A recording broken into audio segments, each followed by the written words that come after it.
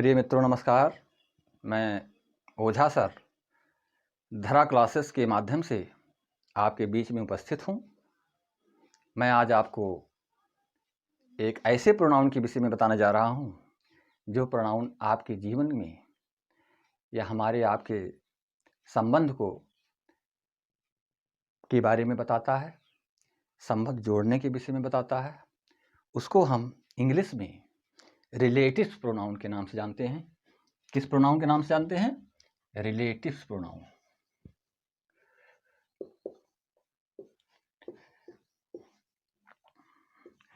Relatives pronoun को हिंदी में कहते हैं संबंधवाचक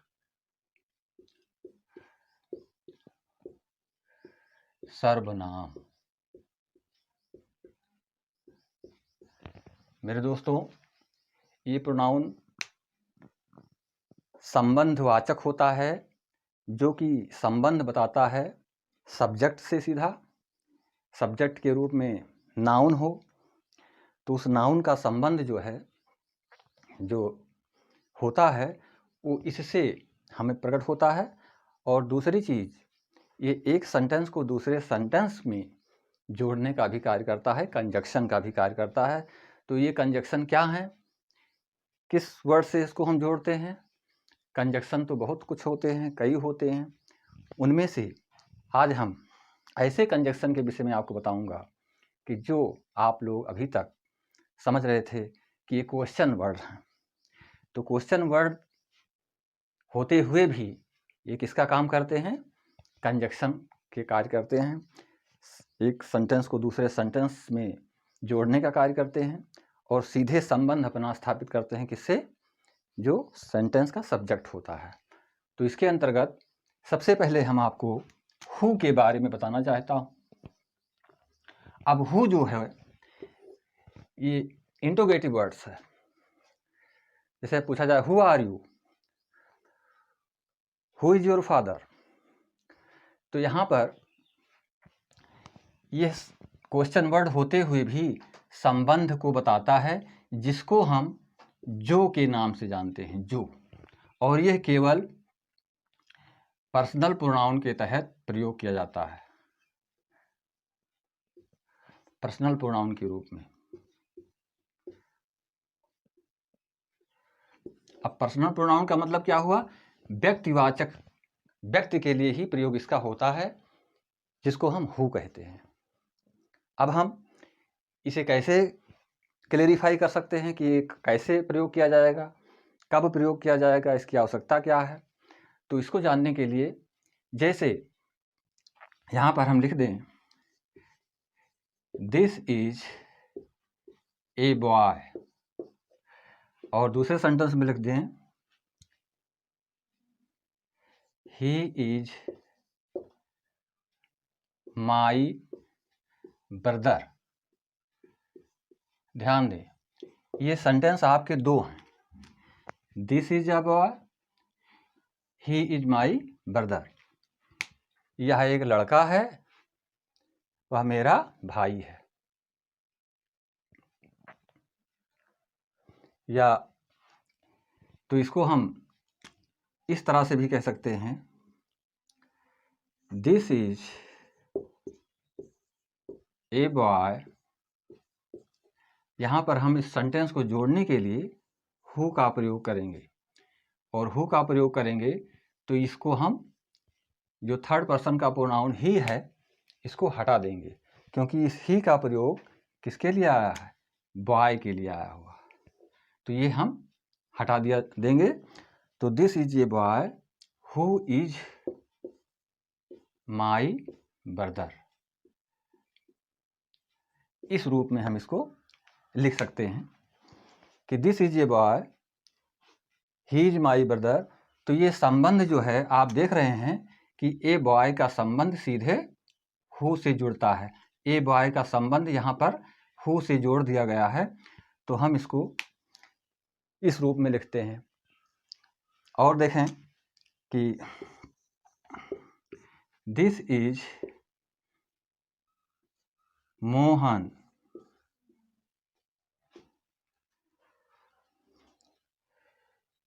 ही इज माई फ्रेंड। ध्यान दें, अब इसमें भी आप देख रहे हैं कि यहाँ पर मोहन नाउन आया हुआ है और इसको हमको इस हु के द्वारा इसको कनेक्ट करना है। तो दिस इज मोहन, तो हम लिखेंगे ही दिस इज मोहन, और उसके बाद इसको हम जोड़ेंगे किससे, who is my friend. This is Mohan who is my friend, इस रूप में हम इसको लिख सकते हैं। तो ये कंजक्शन का कार्य कर रहा है यहाँ पर हु, और यहाँ पर भी हु कंजक्शन का कार्य कर रहा है।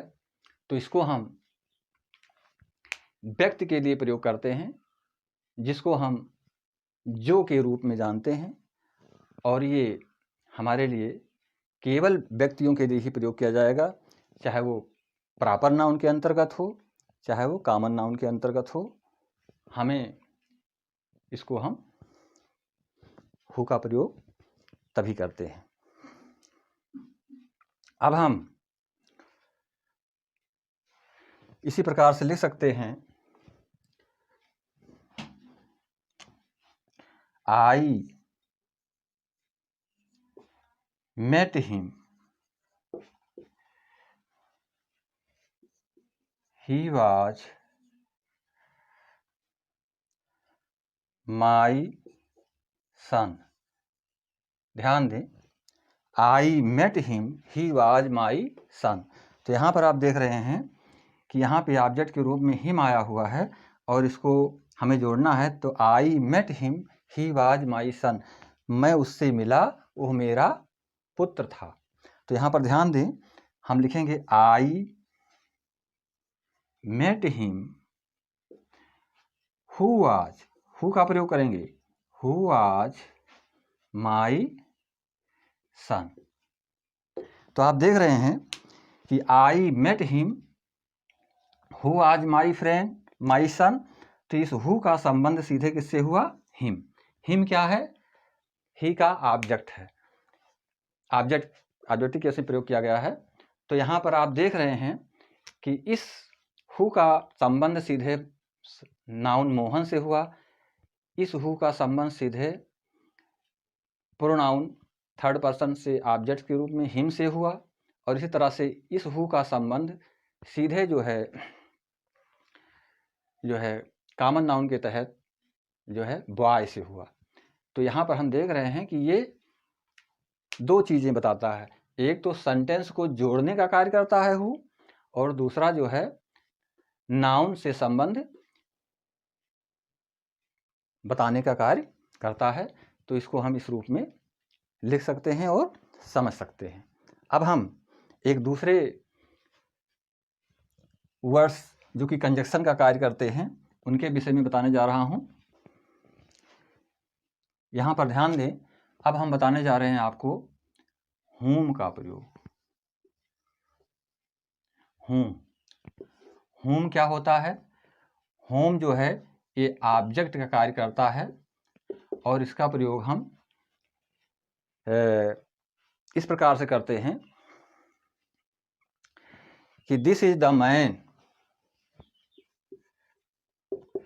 This is the man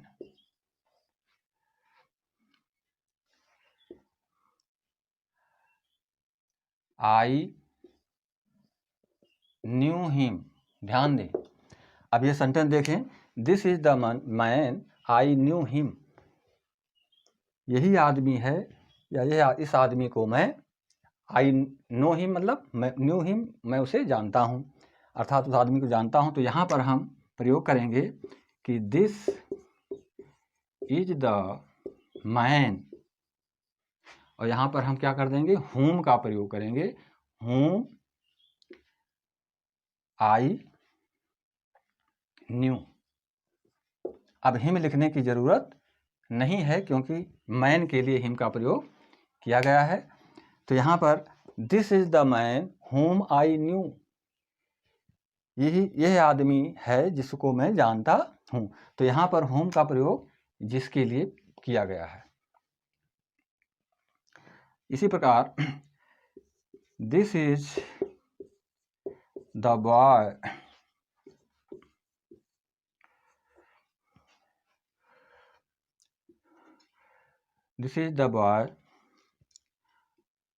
I met him yesterday. ध्यान दें, तो this is the boy I met him yesterday, यह लड़का है, आई मेट हिम यस्टरडे, मैं उससे कल मिला। यह लड़का है, मैं कल उससे मिला। तो अब इसको हमें जोड़ना है, तो इसको भी हम this is the boy whom क्योंकि ये ऑब्जेक्ट के रूप में प्रयोग होता है, कंजक्शन के रूप में प्रयोग किया गया यहाँ पर, whom आई मेट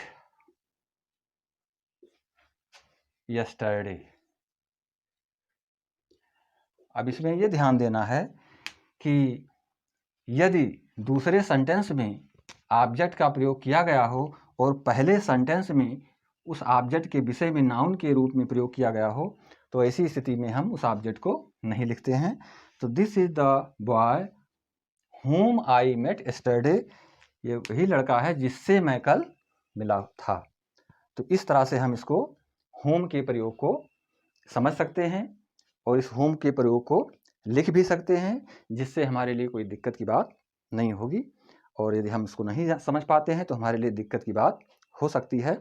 तो यहाँ पर आपको ये भी जानना है कि एक सेंटेंस में और आप बता देना चाहता हूँ कि this is Ravi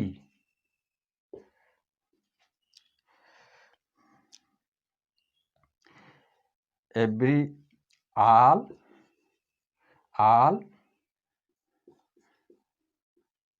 know him.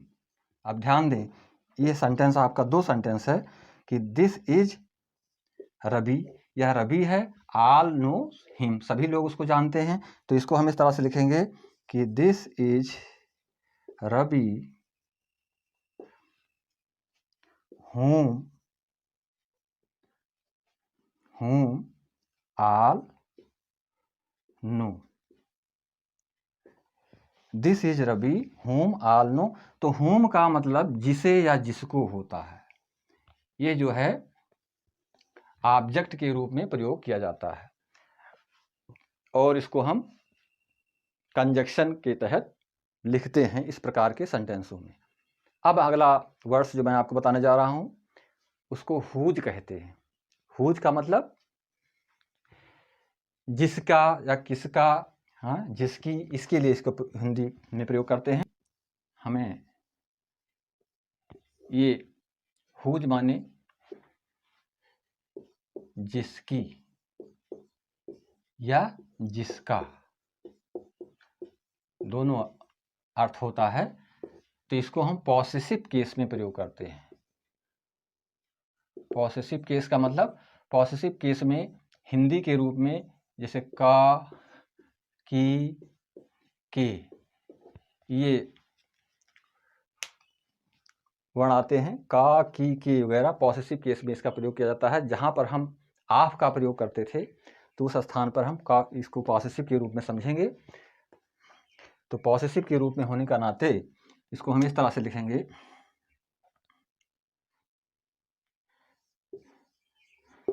This is the man I helped him. अब ध्यान दें, this is the man I helped him, यही आदमी है मैंने उसकी मदद की, यानी यह आदमी है जिसकी मैंने मदद की। तो इसको हम इस तरह से लिखेंगे कि this is the man whose I helped। जिसकी मैंने मदद की। तो whose I help, this is the man whose I helped, अर्थात इस आदमी की मदद, यही आदमी है जिसकी मैंने मदद की। तो यहाँ पर आप देख रहे हैं कि इसका भी संबंध सीधे मैन से दिखाई पड़ रहा है, इसके अलावा और किसी से दिखाई नहीं पड़ रहा है। अब दूसरे सेंटेंस के बारे में आप देखें इस हुज का प्रयोग कि this is the boy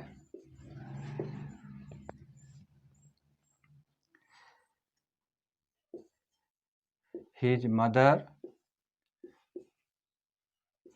has come. अब यहाँ पर ध्यान दें कि this is the boy his mother has कम। तो यहाँ पर देख रहे हैं कि दिस इज द बॉय, यह लड़का है, उसकी माताजी आ गई हैं। तो यहाँ पर हम देख रहे हैं, इसको इस तरह से लिखेंगे कि this is the boy whose. अब हुज है, चूंकि यहाँ पे बॉय के लिए हिज का पॉसेसिव में प्रयोग किया गया था, तो यहाँ पर हम इसको हटा देंगे। तो हुज मदर हैज कम। इस प्रकार से हम इस हुज का संबंध किससे देख रहे हैं? बॉय से देख रहे हैं। अब ये सिंगुलर नंबर में भी हो सकती है इसकी वर्ब, प्लूरल नंबर में हो, जैसा यहाँ पर होगा। अगर यहाँ पे दीज लिखा जाए कि दीज आर द बॉयज, तो हम यहाँ पे मदर हैज कम, इसका प्रयोग, जैसे दिस इज द बॉय लिखा हुआ है तो दीज आर द बॉयज होता, तो हिज मदर हैज कम यहाँ पर है, तो हम इसको इस तरह से लिखते, these are the boys whose mother has come. अब चूंकि मदर जो है सिंगुलर नंबर में ही माना जा रहा है, सबकी माएँ एक हैं, इसलिए यहाँ पर हैज का ही प्रयोग होता है। परंतु कुछ सेंटेंस ऐसे होते हैं, यदि यहाँ पर प्लूरल है तो यहाँ पर भी प्लूरल की बात कही जाएगी, तो उसको हम प्लूरल ही कर देंगे। अब हम अगले प्रोनाउन, रिलेटिव प्रोनाउंस के विषय में बताने जा रहा हूँ, जो कि आपके लिए आवश्यक है, जिसको हम व्हिच के रूप में जानते हैं। किस रूप में जानते हैं? व्हिच के रूप में। मतलब इसका मतलब होता है किसे या जिसे, तो यहाँ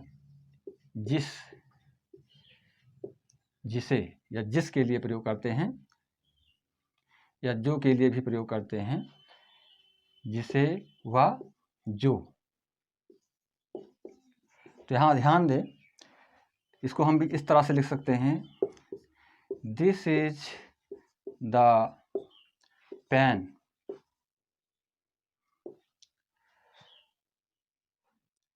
आई गेव यू यस्टरडे। यहाँ ध्यान दें, this is the pen I gave you yesterday, यही कलम है, यह कलम है, मैंने आपको कल दिया। अब देखिए, इसमें दो सेंटेंस में इस तरह से क्यों लिख रहा हूँ, जिससे आपके समझ में बात आ जाए कि इसको यदि जोड़ना है तो आप किस रूप में जोड़ेंगे। अगर हम जोड़ कर ही बता दें तो आप कन्फ्यूजन में रहेंगे। इसलिए यहाँ पर देखेंगे कि दिस इज द पेन, यहाँ पे हम किसका प्रयोग करेंगे? व्हिच का। Which I gave you yesterday. ध्यान दें कि this is the pen which I gave you yesterday. तो यहाँ पर ये विच जो है किससे संबंध स्थापित कर रहा है? पेन से। पेन क्या है, किस जेंडर में है? ये न्यूटर जेंडर में प्रयोग की गई है। तो इस तरह से हम विच का प्रयोग जो है न्यूटर जेंडर के रूप में करते हैं। और हम एग्जाम्पल दे रहे हैं कि दिस इज, यहाँ पे देखें प्लूरल नंबर में लिख रहे हैं कि these are books, these are books I read it I read it all. यहाँ पर ध्यान दें, these are books I read it all. ये पुस्तकें हैं, मैं सबों को पढ़ चुका हूँ, इन सबों को पढ़ चुका हूँ। तो इसको इस तरह से लिखेंगे कि these are books which I read all. अब यहाँ पे हमको इट लिखने की ज़रूरत नहीं है क्योंकि ऑब्जेक्ट के रूप में आया हुआ है। यहाँ पे हम संकेत किसका कर रहे हैं? बुक का कर रहे हैं। तो these are books which I read all. ये पुस्तकें हैं जिसकी मैंने पढ़ाई की, अर्थात जिसको मैंने पढ़ा। तो इस तरह से हम विच का प्रयोग न्यूटर जेंडर के रूप में करते हैं, किसी वस्तु के लिए इसका प्रयोग करते हैं। अब हम इसके पश्चात जो है एक अलग प्रोनाउंस के वर्ड्स जो इसमें आए हुए हैं रिलेटिव संबंधी, जैसे कहा जाए दैट का प्रयोग हम कब किस स्थिति में करेंगे? तो दैट का प्रयोग हम किस स्थिति में करते हैं? तो इसको इस रूप में लिखते हैं, दैट का प्रयोग इस रूप में लिखते हैं, दैट को इंगित करके इस तरह से लिखेंगे, the elephant that you saw yesterday was died। अब ध्यान दें, इस सेंटेंस में the elephant that you saw yesterday was died। अब इस सेंटेंस में आप देख रहे हैं कि द एलिफेंट का प्रयोग किया गया, सजीव अवस्था में प्रयोग करते हैं, लेकिन ये पशुओं के लिए, मनुष्यों के लिए भी हम प्रयोग करते हैं। तो यहाँ पे एक संकेत के रूप में इसका प्रयोग होता है दैट का। तो the elephant that you saw yesterday, हाथी को जिसे आपने कल देखा था, वाज डाइड, अर्थात उसकी मृत्यु हो गई थी। समझ रहे हैं? तो यहाँ पर द एलिफेंट के साथ हम दैट का प्रयोग करते हैं। इसी प्रकार से एक कंजक्शन का कार्य करने वाला वर्ड्स है व्हेयर। व्हेयर का मतलब क्वेश्चन के रूप में कहाँ से लगाया जाता है, परंतु इसमें कंजक्शन के रूप में हम जहाँ से इसका प्रयोग करते हैं। मेरे मित्रों, ये किसका सूचक होता है? ये प्लेस को रिकमेंड करता है। प्लेस को बताने के लिए हम व्हेयर का प्रयोग करते हैं, क्योंकि इसमें यह भी बताना आवश्यक इसलिए है क्योंकि प्रोनाउन के तहत वो शब्द जो संज्ञा के स्थान पर प्रयोग किए जाते हैं प्रोनाउन कहलाते हैं। तो इसमें व्यक्ति, वस्तु और स्थान सारी चीज़ें आती हैं। तो प्लेस के बारे में भी हमें जानना आवश्यक है। तो इसको हम इस तरह से लिखेंगे कि this is the place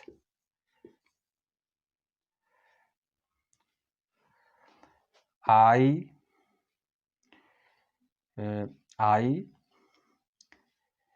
slept yesterday। ध्यान दें, दिस इज द प्लेस, यही स्थान है, आई slept yesterday, मैं कल सोया था। तो इसमें आपको कंजक्शन व्हेयर का प्रयोग करना पड़ेगा। तो इसको इस तरह से लिखेंगे, दिस इज द प्लेस, यहाँ पे हम व्हेयर का प्रयोग करेंगे, व्हेयर आई slept yesterday। अब देख रहे हैं ये व्हेयर जो है किसका संकेत कर रहा है? प्लेस का संकेत कर रहा है, स्थान का संकेत कर रहा है। तो ये कंजक्शन का भी कार्य कर रहा है और जो है सब्जेक्ट के रूप में, स्थान के रूप में जो है इस प्लेस को इंगित कर रहा है। तो यहाँ पर हम this is the place I slept yesterday, this is the place where I slept yesterday, इस रूप में इसको समझते हैं। तो मेरे मित्रों, आपने जिन जिन रिलेटिव प्रोनाउन के विषय में पढ़ा, उन रिलेटिव प्रोनाउन में हु का प्रयोग पर्सनल प्रोनाउन के रूप में व्यक्ति के लिए हम करते हैं, या उसके स्थान पर ही आ जाए, सी आ जाए, इट का सी के साथ पर प्रयोग करते हैं, या वो सिंगुलर नंबर में हो या प्लूरल नंबर में हो, हर स्थिति में हम पर्सनल प्रोनाउन के तहत हु का प्रयोग करते हैं। और हुज का प्रयोग हम करते हैं पॉसेसिव केस में। हुज का मतलब, जैसे हुज का मतलब जिसकी के लिए प्रयोग करेंगे, जिसको मैं आपको पहले ही बता चुका हूँ। This is the book whose I bought yesterday, जिसको मैंने कल खरीदा था, तो वहाँ पर हम हुज का प्रयोग करेंगे। होम का प्रयोग ऑब्जेक्टिव केस में करते हैं, ऑब्जेक्ट के रूप में करते हैं। This is the man home I know very well, ये आदमी है जिसको हम पूरी तरह से जानते हैं, तो यहाँ पर होम का प्रयोग हो गया। और वेयर का प्रयोग हम स्थान के लिए करते हैं, स्थान विशेष के लिए, कि I saw a place, I slept there yesterday, मैंने उस स्थान को देखा जहाँ पर मैं सोया हुआ था। दिस, तो I saw the place where I slept yesterday, वहाँ पर स्थान के विषय में बताने के लिए हम वेयर का प्रयोग करते हैं। इसी तरह से जो है दैट का प्रयोग हम संकेत के लिए कंजक्शन के रूप में यहाँ करते हैं। The elephant that you saw yesterday was died, वो हाथी जिसको आपने कल देखा था उसकी मृत्यु हो गई। तो इस तरह से हम अलग अलग तरीके से अलग अलग सेंटेंसों में इसका प्रयोग अलग अलग हिसाब से करते हैं, जिसको हमें समझना आवश्यक है। और जब तक हम इसको अच्छी तरह से जानेंगे नहीं, क्योंकि ये वर्ड्स तो इंट्रोगेटिव के हैं, प्रश्नवाचक के शब्द हैं, परंतु ये रिलेटिव प्रोनाउन के अंतर्गत कंजक्शन का कार्य करते हैं और सीधे संबंध अपना जो है नाउन से दर्शाते हैं। इसलिए हमें इसको जानना आवश्यक है। बिना इसकी जानकारी के हम ग्रामर में अधूरे रह जाएंगे मेरे मित्रों। इसलिए आप जो है इसको विशेष रूप से ध्यान से पढ़ें, और यदि कोई टॉपिक आपके समझ में ना आ रही हो तो उसको आप कमेंट के रूप में कर सकते हैं, और हमसे जो है कमेंट के रूप में जानकारी प्राप्त कर सकते हैं। तो इन्हीं शब्दों के साथ मैं इस टॉपिक को ख़त्म कर रहा हूँ यहाँ पार्ट को। ये 13 नंबर पार्ट्स हमारा था ग्रामर में, और अंतिम पार्ट हमको बताना है एक्सक्लेमेटरी सेंटेंस के विषय में। जो एक्सक्लेमेटरी प्रोनाउन होते हैं उसको भी मैं अगले वीडियो में आपको बताऊंगा। तो बस इन्हीं शब्दों के साथ मेरे दोस्तों, चैनल को लाइक कीजिए, सब्सक्राइब कीजिए और अपने दोस्तों के बीच में शेयर अवश्य कीजिएगा। जय हिंद, जय भारत।